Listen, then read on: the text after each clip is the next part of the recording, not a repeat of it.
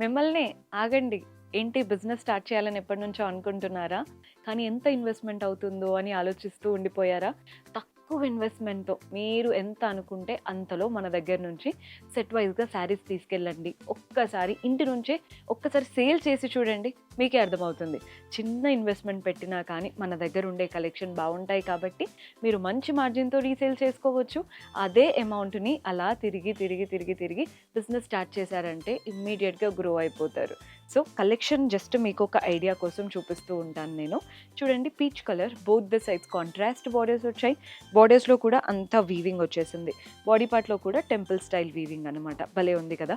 పళ్ళు కాంట్రాస్ట్‌లో పళ్ళు అండ్ బ్లౌజ్ కూడా మనకి కాంట్రాస్ట్ ఉంటుంది. బ్యూటిఫుల్‌గా ఉన్నాయండి శారీస్ అయితే.